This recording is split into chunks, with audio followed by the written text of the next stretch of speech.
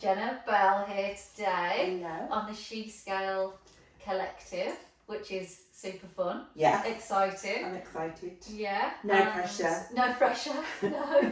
But it is really good because I think, as I've said to you before, I'm quite admirable of the journey that you've taken over the years. Yeah. Knowing you for now, like, what? A long time, 8 years, so something like that. must be around the 8, Yeah. maybe just a little bit longer. Yeah. Yeah. So, changed a lot. Since when I first knew you, Yeah. it was just all fitness, bodybuilding, dieting, yeah.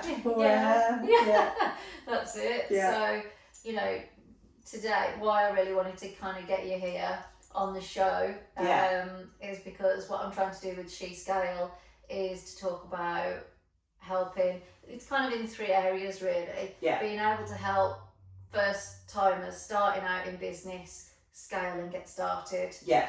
The people that are already going but don't know how to scale. Yeah. They're struggling where they are. Yeah. And they just want to build. Yeah. And thirdly, mamas, and how how we're dealing with business, motherhood, and kind of see everybody's insights. We've got a few exciting people coming up soon. So I just thought you were a absolutely amazing I'll candidate do my to get best. you on the show. I'll try and be honest. So you are literally fitness queen, mama to gorgeous Casey, and businesswoman of the year. Yeah, it's mad when you say those things because you always just feel like you're in survival mode, don't you? Like, and that imposter syndrome. So, is that really me? Absolutely. Yeah, I'm the queen of imposter syndrome. Yeah, it's a tough one, isn't it? Yeah. That, but you do amazing. But how the hell do you fit it all in? I love that question. You just do. I know that doesn't help anybody, but I think going back to the bodybuilding days, like obviously you create a lot of discipline, routine and structure, and obviously most of us that have done bodybuilding, bikini fitness, whatever you want to call it, had careers and whatever else alongside. So I at the time was corporate, travelling the country, in quite a big role whilst competing. So I've always kind of had that work ethic where I needed to fit in, the training with the food prep, with the cardio, with the career. So you can join it's kind of just evolved really over the years as my career's changed and obviously then going into motherhood. So I'm quite fortunate to have had those disciplines to begin with, but we don't all start off disciplined. No, we all start somewhere. So scatty and don't know what the hell we're doing. Yeah, I remember my first ever PT before I competed, being that person that was like, I'm so busy. Yeah. I've got a job and I just don't know when I'm gonna fit it in. I travel a lot. It's just, and then life just changes, doesn't it? And I fell into the whole fitness world and then sort of prioritise that and would get up earlier and go to the gym earlier. So that was done before then I went and did a full day and probably got back quite late from work. And I suppose that's quite easy when there's no children around. 100%, I mean, now I still like to train earlier, but obviously I can't go at 4 or 5 a.m. like I did before. So, my routines and disciplines and structure and whatever has had to pivot a lot over the years, and I've had to adapt to the version that I am today. Yeah. So what does your routine look like at the moment? At the moment, so I finally feel like, obviously Casey's 19 months now, so I finally feel like I do have a routine and structure. So for me, obviously you get up, try and have a coffee. That's the quietest time of the day, but I've always been an early bird anyway, so I function a lot better earlier. So I would choose to get up at 5 a.m. just because I like to get up. But then would you have an early night? Or? I mean, not always. I try to be in bed for 10 o'clock, so I don't know if that's early or I think quite average. Yeah, I kind of try and get into bed a little bit earlier than that. Sometimes I go up with my intentions are earlier. Yeah. Occasional come start off in my bed. and I'll go up with him. Yeah. And then I have to like transport him to his own Yeah, bed. yeah. So once I'm up there, that's it. Casey's pretty locked down and going to his own bed. Yeah. So I tried to get him down for 8, and then ideally I'd like to be in bed for 9. 10 o'clock. This isn't an ideal world, obviously. At 5 o'clock in the morning, I'm pretty good. Like, my alarm goes off, I'm up. Yeah. Just because I like to have that little bit of peace before, so I can have my coffee, set up my day, get me ready, because obviously I'm a single mum as well. So if I don't get ready before Casey gets up, it's chaos. It's game over, because he's a toddler. I can't leave him. He's screaming. Yeah. It's not fun. Nobody wants to start the day like that. So, no. And obviously we have our mornings where he's not on my time scale. So, generally it's like morning routine, nursery drop. Then depending on my work day and calls, I'll hit the gym straight away. So sort of like get it done. 8, 9, get it done, do my work day, and then back to mum mode till I go to bed. Or I'll sort of like do a bit of work, break my day up, go to the gym around lunchtime, go back to work, and then obviously mum mode. So like you said at the beginning, you just got to make it work. Yeah. And try different things, and not every day looks the same. No, I'm very routine. Yeah. Like if I could be like the prep Jen, where every day looked the same. Religious, You'd be I happy. like, my brain likes that, because I'm also ADHD. So routine, structure is a massive thing for me. Yeah. But the reality of mum life and running a business, that's just not reality. Yeah. So for all the listeners, that's okay. Yeah. It's okay. But it's taken me quite a lot of inner work to get to that place where I'm okay with change. And then there's the days where, like last week, we come back from holiday, first week back, sick bug. Super. Fantastic. Yeah. That's 2 days I'm at home with a sick baby. It's impossible to work. It was just a lot, and in my head it was like, oh, first week back, this is fantastic. Like, I'm gonna get back into a routine. No routine. And that's it then. The river's just flowing. So we just keep trying. Yeah. And do you think has becoming a mom changed the way you look at business now and what you're doing, or 100%. or the way maybe you approach business now? 100%. Like, I'm less hard on myself. Like, I'm more flexible with myself, which is like when you're running your own business and you've set those standards, and obviously like there is no switch off. People say, don't they, when you start a business or self-employed, oh, it must be so lovely, you can just like come and go as you please and work any hours. No, I work 7 days a week. To even have a day off or to be able to take my son away, like when I'm away, I'm working. That laptop goes everywhere with me. Like, trust me, there is no such thing as a day off. Everybody's like, oh, it's bank holiday. I'm like, oh, fantastic. But what's bank holiday when you're running a business or a small business, or there's one or just a small team of you? But definitely I'm more flexible with myself and less hard on myself. I think people do understand more than you realise. I think because I come from a very corporate background as well, everything was quite like, had to be by the rules and the books and stuff, and I just have such high expectations of my own level, like service, so I want to obviously offer the most, and I don't believe in excuses, so I don't want to be that person to look like you're making the excuses, but I think definitely I'm a lot easier on myself. So does that mean you've got balance, or? I don't think we'll ever have balance. No. No, honestly, the reality is I'm spinning a lot of plates. Yeah. And obviously when you have a child, that changes you anyway. Your child comes first. Yeah. Like, your baby is number one. Fortunate for me, I've got an amazing support network. Obviously it goes to nursery. I've got like really good family, people to lean on. But I just don't think that, some days I'm more work mode, other days I'm more mum mode, other days, you're in complete burnout, so you have to like step back from everything. I don't know, like it's completely chaotic and all over the place. Do you feel though, have you ever had to have a moment where you've had to pick like motherhood over business or business over motherhood? Maybe. Yeah. More so. Maybe the latter part of the question. Yeah. So has there ever been a point where business has had to come first over? More so of late, because business is starting to grow again. Obviously, Casey's getting that little bit older, Which so makes things a little bit easier. Makes it a little bit easier in terms of like I've got my structure and routine with childcare. So obviously, naturally, I'm throwing myself more into work, and obviously, I need to be able to support me and him on my own. Yeah. So I need to prioritise work, because if I'm not working, the clients aren't paying me or they're going elsewhere.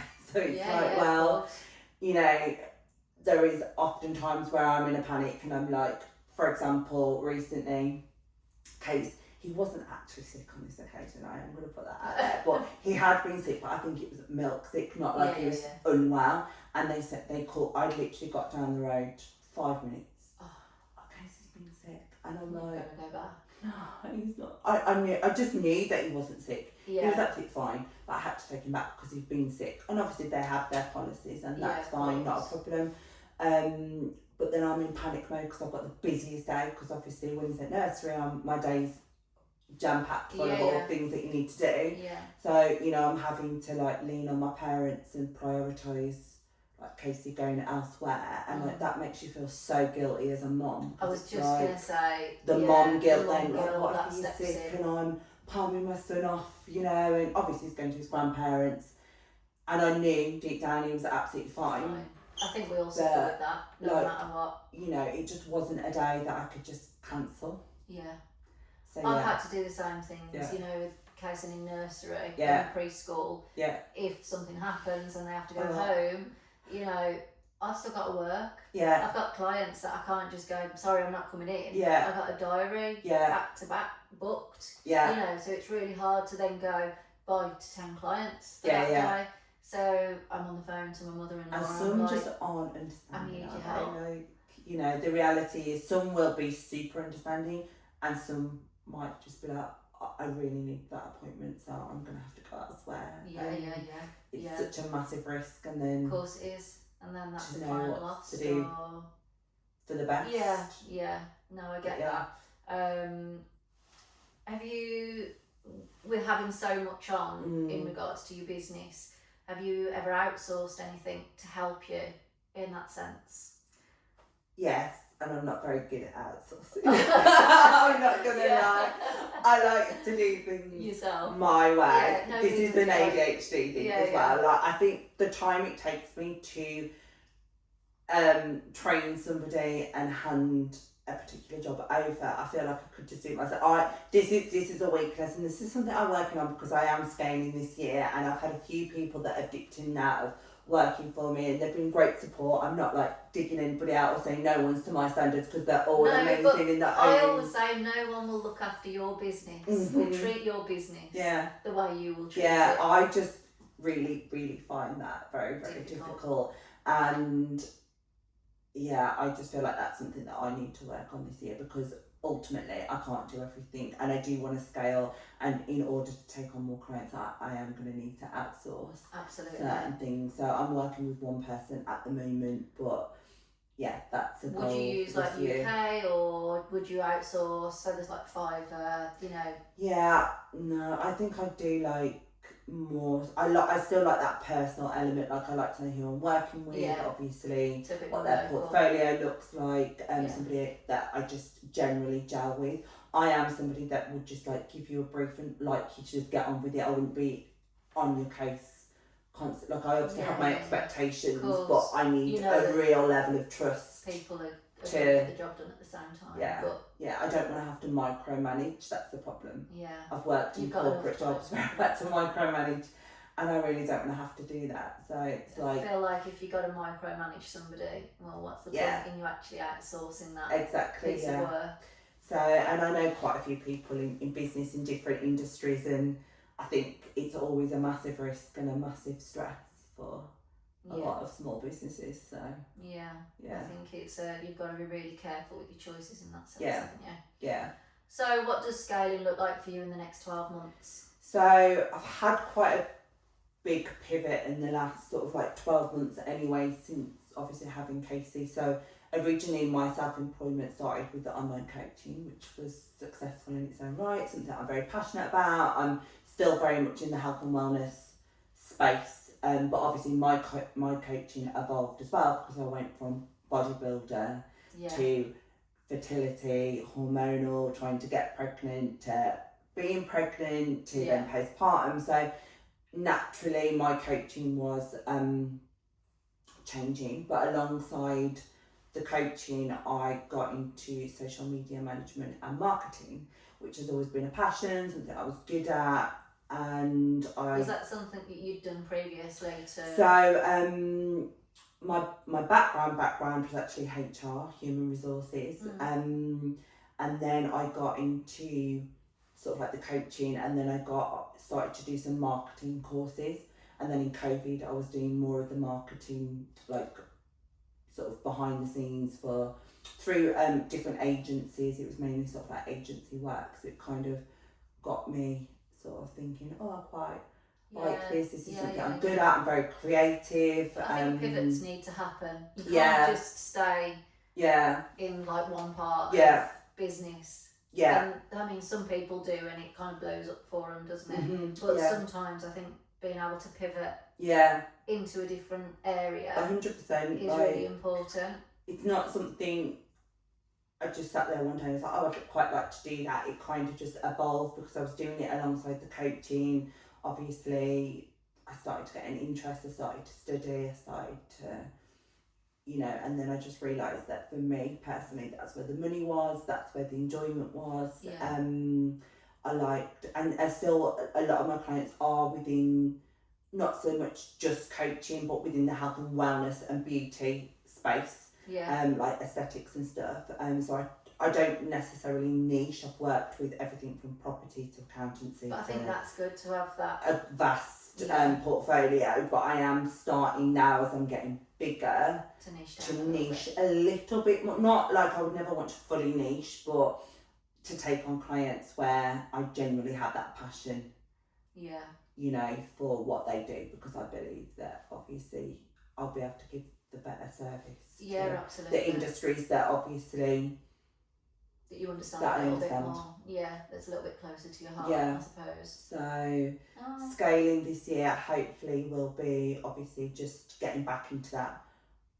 Can you even call it what is full time? But that I think you're full time. I'm full time. Taking on more clients and just potentially outsourcing and getting a bit more help on hand, because only one person can only do so much. So. Of course. And is there something with all these pivots that you've had to make to get to where you are now? Is there anything that you felt you needed to kind of unleash in your own self, maybe in your own personality or the way you do things to be able to get here now? Or has it been quite easy for you to just go, right, I want to do this now, I adapt quite well in life anyway. I think I'm quite driven, strong, independent. So if there's something in your mind, if there's something, I'm pretty much like, I don't sit around and think about it too much. I just do it, like impulsive. And sometimes it works and sometimes it doesn't. I don't give up very easy either. Like if I'm determined, like with the coaching, for example, there was times where it was just making no money, or I wasn't charging enough, or obviously so many people are out there in that world and doing it, and it was quite easy to sit there and compare and feel like everybody's doing better. I did pivot from that. I'm not going to say that I'm going to give it up fully, but for now it's kind of on pause. But I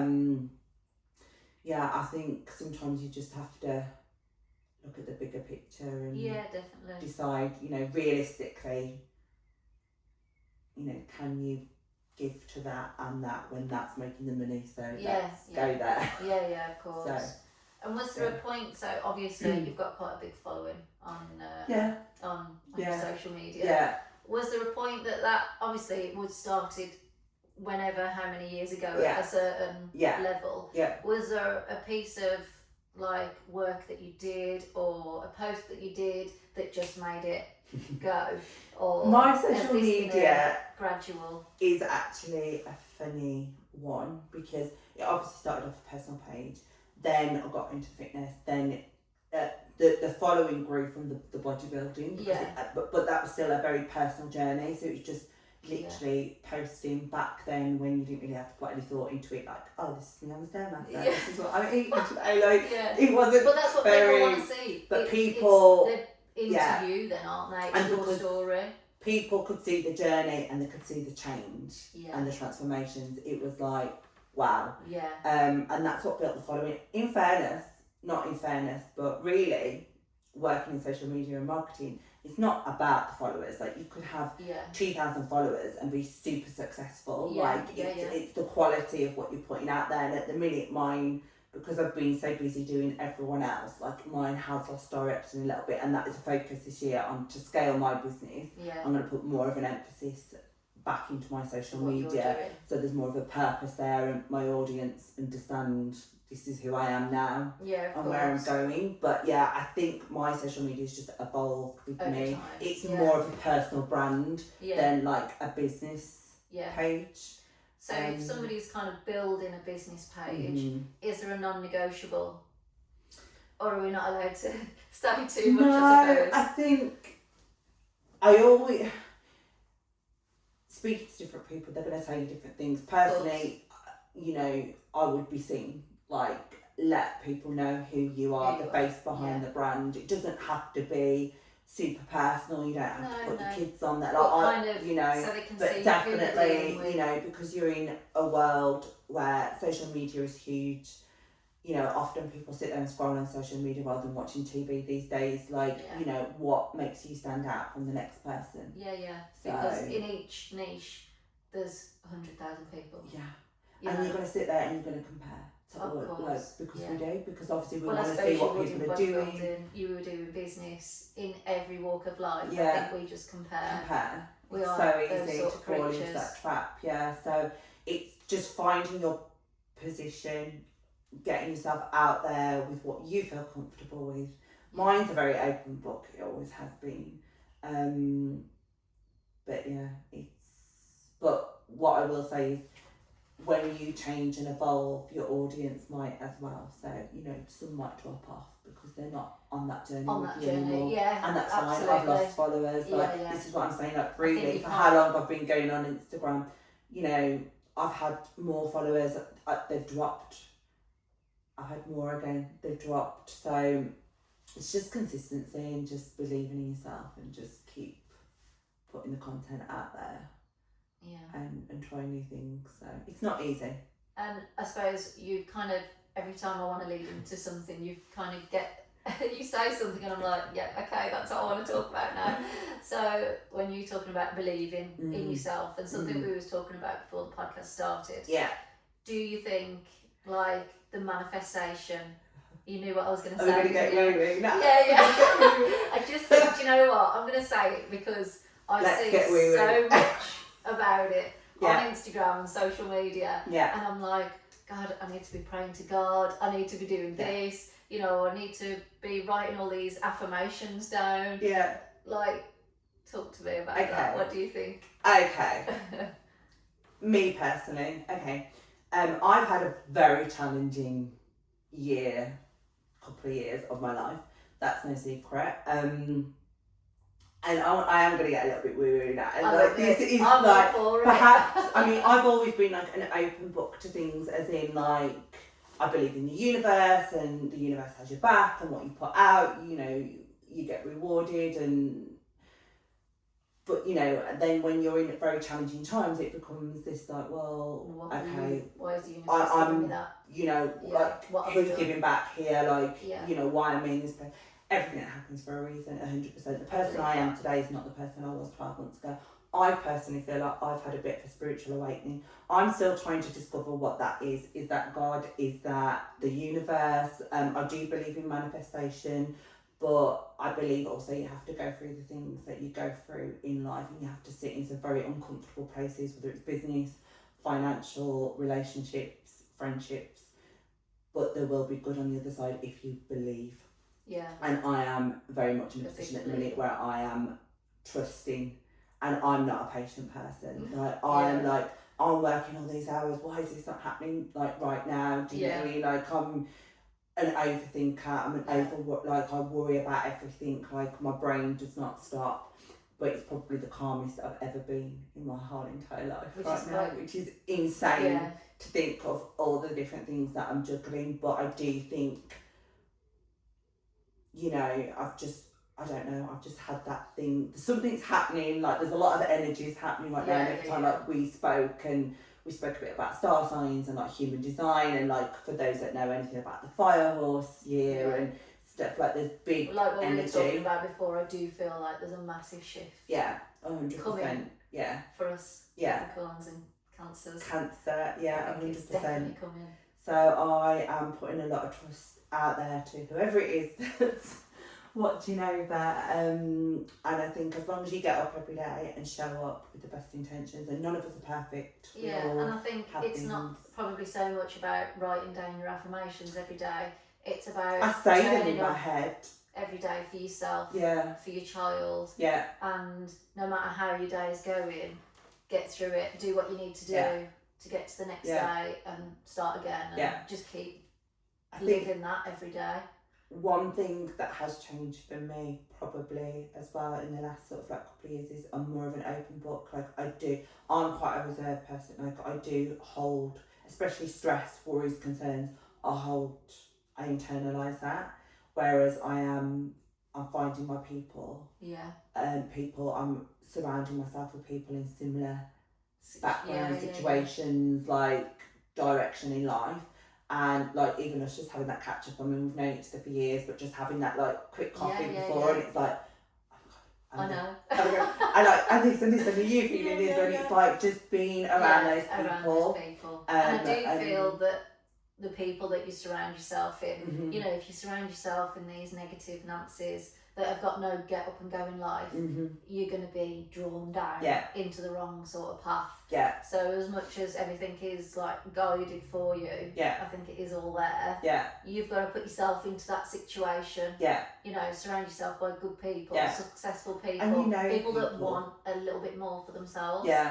I do feel like, you know, we are all, you know, if there's like a person that you'd be like, you're my type of person, for like sure. we gel, or actually arm's length maybe. So I think you do just need to put yourself in their situations. And you know, there's been times where I've isolated myself, but I'm getting back out there. That's good to working in new places now, and like even the last couple of days I've got a new little work spot, and oh my God, like the energy, like everybody that spoke to me is like, you sound like a different person, just like the last couple of days. But that's so good. Because I'm surrounding myself with people that I want to be around and think the same, and that want more for life. 100%. It makes the biggest difference. So good. I'm really pleased for you about that. Thank you. So kind of to finish off, what advice would you give to our listeners now to kind of either, whether they are just maybe back to the three really, you know, what advice would you give to somebody that's just starting out, you know, that wants to create something new?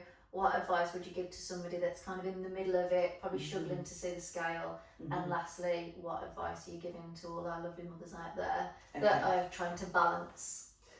I think for the ones that are starting out, just start. There's no perfect time, scenario, budget, course. Those that are waiting to, you know, some things obviously need like a qualification or whatever, but just start, just get the ball rolling, speak to somebody, reach out, you know, DM somebody, just speak to somebody that has been doing whatever it is, you know, whatever industry you are in, and just start and just try, you know, it's hard, but you need to believe in yourself, but you need to have a little bit of patience with yourself as well. Like it's not just going to go off overnight. It takes a lot of time. Even years down the line, I mean, how many years have I been working for myself now?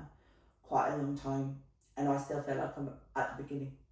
I never actually feel like I've made it. Yeah. Do you ever make it? Yeah. I'm always like either pivoting or like trying to scale or moving on to the next thing or whatever. Like I don't. But I think we do that, don't we? We never really look at where we've come from and now where we're at now, because I think we're always setting that bar higher before we've even reached. Yeah, and I do think maybe that's something I need to do more of, but maybe for a beginner, or maybe if we move on to the ones that are maybe already doing it, but struggling to see the next step or how to scale. I think that is probably an important thing, is to actually take yourself out and just do a bit of reflection, maybe speak to people, maybe reach out to a mentor, whatever, you know, a coach in the industry or whatever, and actually look back at how far you have come already. You know, and then I do believe, if you believe in yourself, like we spoke, there's big things coming. We know and we can feel it, and I don't even necessarily know what it is, but I just know. There's energy. I know. There's a big shift. Yeah. There's so much energy that you can feel. 12 months ago I wouldn't have said that. I'd have been I actually don't even know how to function right now, let alone how to scale a business, especially being a new mom with a newborn. Right now I'm like, Michelle, let's go, because I know something's coming. Yeah. And then for the mamas,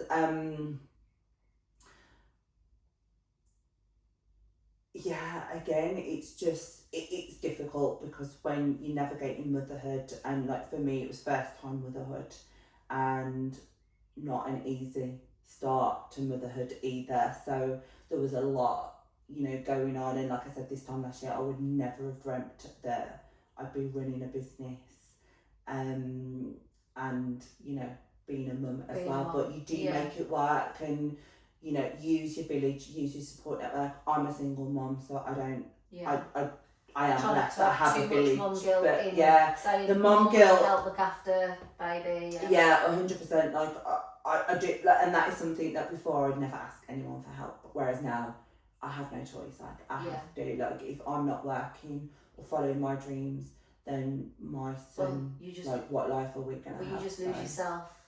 Mostly as well, don't you? So, you know, you asked me earlier if there's a balance. I definitely don't think there's a perfect balance, but I'm definitely spinning a lot of plates, and I seem to be doing okay with them. So there must be some kind of balance there, because I'm training, you know, still doing my makeup. I don't leave the house to that, you know, minimal makeup, but you know, it could be worse. Life could be worse. Oh, that's amazing. Well, thank you so much. Thank you. It's been really good having you on. Yeah, it has been. And you seem like you've got a lot coming the next 12 months. How we change. I know, but it's amazing. And I think as women, like we said before, you know, we mature so much differently and quicker, and especially after becoming a mum, I think everything changes for your purpose is there, isn't it? It's not just about you anymore, it's you, baby, or you know, children, family, and you do it for them as well. Absolutely. You just want to be a better person. You want to show them that it's possible. Everything for sure is possible. So amazing.